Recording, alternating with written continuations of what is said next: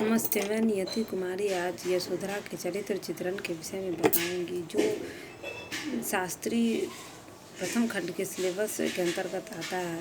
मैथिली शरणदीप ने यशोधरा के रूप में प्रेम और वात्सल्यमयी किंतु उपेक्षा और तिरस्कार प्राप्त नारी की सनातन प्रकृति को उपस्थित किया है। उन्होंने अबला जीवन के इस रूप में गांधी युग का तेज स्थापित किया है। यशोधरा एक ऐसी नारी समाज का प्रतिनिधित्व करती है जो आज अधिकार अथवा संसार की समस्त उपलब्धियों को अपनाकर उसमें अपना हिस्सा चाहती है। यशोधरा का चित्रण दो रूपों में हुआ है, एक पत्नी के रूप में और एक माता के रूप में। यशोधरा परम सुंदरी है और वह व्यवहार कुशल तथा बुद्धिमती है। गौतम को उदासीन देखकर वह चिंतित होती है, किंतु वह अपनी चिंता को दिखाती नहीं है। महाभिनिष्क्रमण के समय जब गौतम यशोधरा को सोती हुई छोड़कर चोरी छिपे चला जाता है तो उसका हृदय अपार वेदना से भर जाता है। उसके जीवन का सबसे बड़ा दुख यही है कि गौतम ने उसे मार्ग में बाधा समझा। उसे यह मालूम है कि गौतम का यह प्रयास महान उद्देश्य की पूर्ति के लिए हुआ है, जिससे संसार का हित ही होने वाला, लेकिन दुख उसे इस बात का होता है कि कम से कम गौतम ने एक बार उसे बताया होता।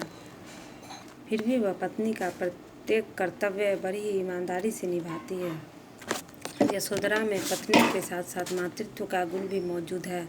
अपमान और विरह की स्थिति में यशोधरा मर भी नहीं पाती, क्योंकि उसकी गोद में उसकी संतान है। वह कहती है कि स्वामी मुझको मरने का भी न दे गए अधिकार, छोड़ गए मुझ पर अपने उस राहुल का भार।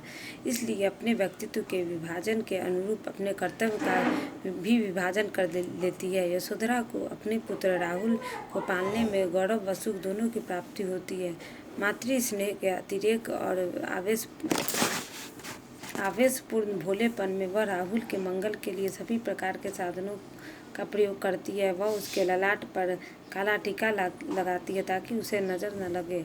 यशोधरा एक आदर्श माँ है। वह छोटी छोटी बातों का भी धीरता और सावधानी से उत्तर देती है और अंत में बुद्ध के चरणों में राहुल को समर्पित कर वीर माताओं की श्रृंखला में एक मौलिक कड़ी जोड़ जाती है।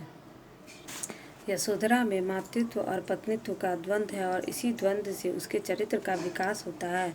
एक ओर तो उसकी आंखें गौतम के लिए बरस रही है और दूसरी ओर वह आंसुओं को रोक कर हंसने की कोशिश कर रही है, जिसमें राहुल पर उसकी वेदना का कोई प्रभाव न पड़े। गुप्त जी ने यशोधरा में यह दिखाने का प्रयास किया है कि यशोधरा में पत्नी के साथ साथ एक आदर्श जननी के सभी गुण मौजूद हैं।